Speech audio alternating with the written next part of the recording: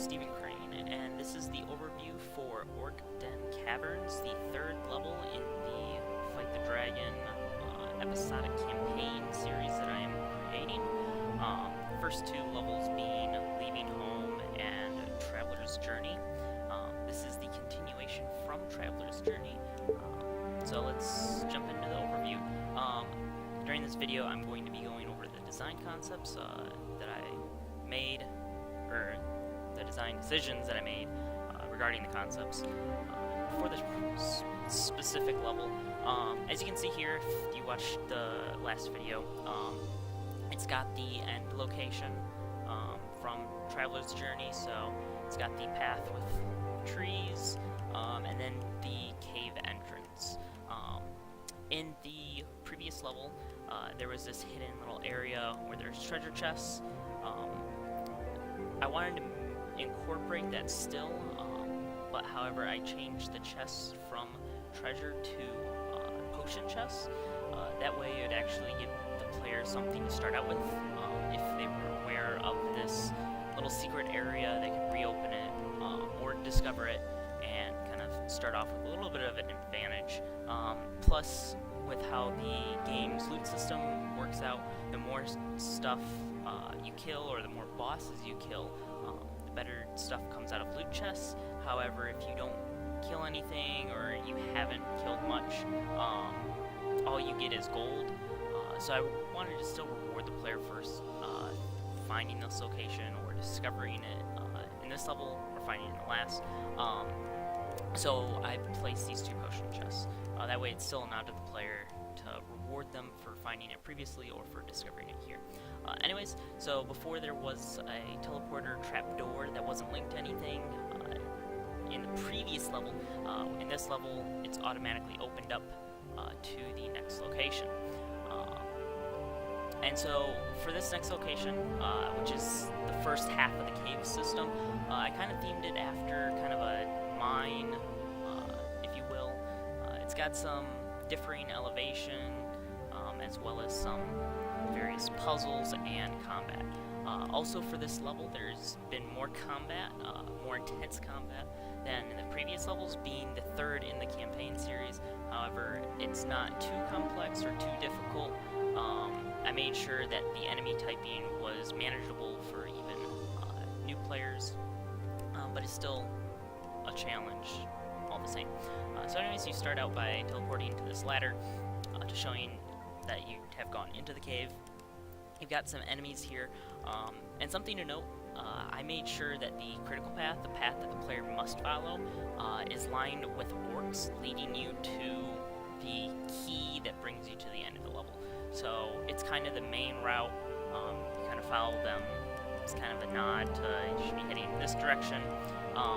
We're typically, I use the beetles, more specifically the explosive beetles, as you can see down here at this dead end, to kind of mark dead ends, as well as throwing a potion chest at the player to be like, hey, you know you went the wrong way, but here's something for your trouble. So as you can see, I also line some of the corners of the caves with crystals. This I also kind of use to kind of nod at the player which is the right direction to go. You have your white and your green here at your first split, and then the red. The red takes you to a dead end, where the white takes you to where you will find the gray key at this jumping puzzle, and the green is the location that you'll need to go once you have that key. So for this jumping puzzle, I hint at the player through internal dialogue saying that looks dangerous, but it looks like there's chests on the other side, so the players know that there's something on the other side of this. It's worth kind of going across. I spaced these to be fairly easy to make it all the way across. They're all the same elevation, so you don't have to worry about trying to make high jumps or anything. And then there's only two portions where you have to sprint to jump, which is right here between these two pillars and right here between these two pillars.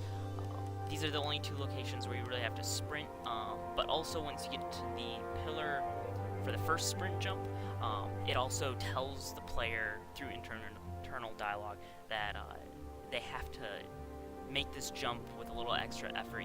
I might want to try sprinting, just to get the player used to having to do some of these. I am planning on doing 1 or 2 more of these jumping puzzles in the next level, so I wanted to get the player used to them, kind of give them a little tutorial on what they can and can't do. So I've spaced some of these at different intervals that don't take sprinting, so they can kind of feel out the bounds of what they will be able to do and not to do on these jumping puzzles through trial and error. So if you jump corner to corner, you can make it without sprinting, but once it gets into the 2-block distance range, you do have to sprint, and that's kind of the whole purpose of this puzzle here. Once the player gets over to the other side, they get the key. Once they get the key, they can head back to the crossroads. Also, something else that I've incorporated was in the last level, there was that enemy that if you talk to him, you'd end up accidentally knocking down one of the secret walls. I kind of followed that theme for this one for the first couple secret walls. So if you kind of go off to the right here, the beetle will come around and end up right next to this destructible wall, usually causing the player to hit the wall incidentally and knocking it down through combat.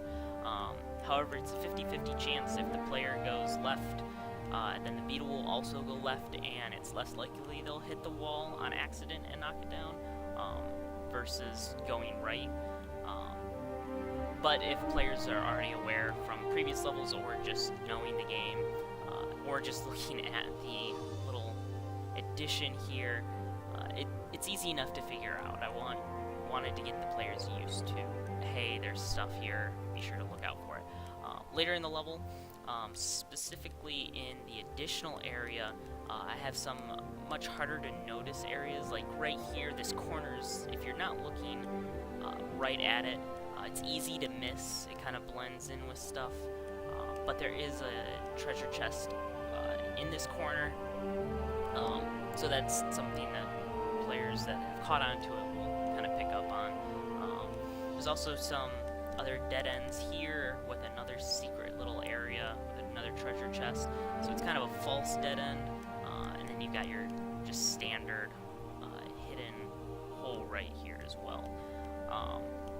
But yeah, I used much more internal dialogue to kind of direct the player and to give them a little bit more story. Being more of a combat-based level, you don't have as many NPCs. There's currently only one NPC that you interact with, and it's optional. And that's how you get to the alternative combat area. And so yeah, I wanted to be able to continue the story while also being able to teach the player some of the mechanics of the game, still being episode 1 in the campaign series. So I'm going to get into this alternative combat room. This is technically the last room you'd go to before leaving, because you have to go to the very end of the level before you unlock it, and you can come back, but it's very rewarding to do so. So for this room, you actually have to defeat all the enemies and open this treasure chest in the center of the room by destroying the boxes to get to it. Once you both defeat all the enemies and open that chest, it will actually open this door, which has 4 more enemies back here in this treasure room. But these are all treasure chests, including the level end chest, which means if the player has reached this point, they have killed a lot of enemies. They've taken down, I want to say 2 mini-bosses, and they've built up quite the loot pool, which means that getting into this treasure room is very rewarding to the player. It makes sure that they will get good stuff for their level at that point, as well as plenty of gold. So yeah, that's kind of the direction I wanted to go with this level, was to kind of take the loot rooms that I used in previous levels and really advance on it, show them if you kill a lot of stuff, it makes all the difference in this game, while still guarding it and making it a challenge to get to. Anyways, so that is opened up by this wall. This wall cannot be destroyed by the player. It has to be destroyed through a trigger or event. That event being talking to the only optional NPC in this level. Anyways, so if you go back to this fork, you up going down this tunnel right here, and there's some more orcs to kind of direct you that way. And then you come to another crossroad, the left being the actual exit of the level, the straightforward path being a dead end, once again with a health or potion chest, and some explosive scarabs, as well as a bunch of scarabs along the way. Going to the right, which is the direction you're supposed to take, once again you run into more orcs. I also lined the main path that you're supposed to take with corpses, such as these skeletons. That way the player knows, like, oh, there's people that have gone this way. Anyways, so you get up here and there's a checkpoint, and this gate is set to open when you stand in front of it and close once you go through it. You can always make it back under and reopen it. But once you're in until you've killed everything. Once you kill everything, it disables the triggers and opens the gate by default. So this is the main encounter room, where it's the main orc encampment. It's where they set up base. It's where they attacked the town in the previous level from. So this is kind of like their little home base. They've got tents set up. They've got plenty of crates of supplies that they've stolen and are living off of. And so yeah, this preludes to what has happened in the previous level, as to why it's happened. Once you defeat this encounter, which involves all these orcs and a pyromancer, the pyromancer kind of being a nod to fighting the flame element in the previous level, being the source of that and kind of the leader of the orcs. But once you defeat all of them, the dead mayor's ghost appears, suggesting that he sent the orcs to kill you, both in the town and here in the cave.